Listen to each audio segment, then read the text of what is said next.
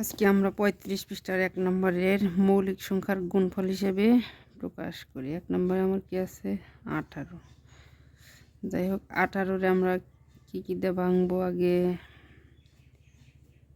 এই যে ১৮ সমান প্রথমে ২ ভাগ করি ১৮-রে, ৯ দগুণে ১৮, তারপরে ২ ভাগ ২ গুণ ৩ তিরিক্ষা ৯, তারপরে ২ ২৭-রে কি করি আমরা মৌলিক উৎপাদন ৩ ভাগ করতে হবে আগে। কয় ভাগ? ৩ নং ২৭। কয় নং ২৭? ৩ নং ২৭। এখন ৩-রে যদি আমরা ৩ দিয়ে গুণ করি, এই যে আমাদের মৌলিক উৎপাদকে বের হয়ে গেল। তারপরে ৩ নাম্বার কি ৩২। তাহলে ৩২ সমান কত?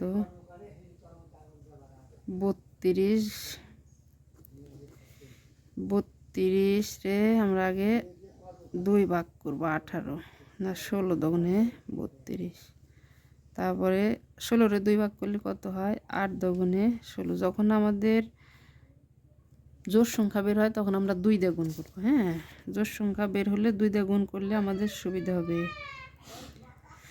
২ দগুণে ৪, ৪ দগুণে ৮, ৮ দগুণে ২ দগুণে ৪, এখানে আমরা ৪ দিব। ৪ দগুণে ৮, ৮ দগুণে ১৬, ১৬ দগুণে ৩২। ২ গুণ ২ গুণ ২ গুণ ২, এই যে ঠিক আছে। ৪ নাম্বারে এখন আমাদের কি আছে ৫৬।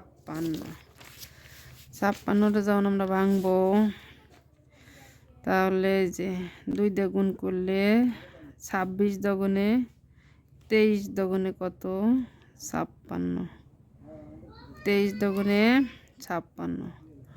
আর ২৩-কে কিন্তু ভাঙ্গা যায় না, এইটুকু।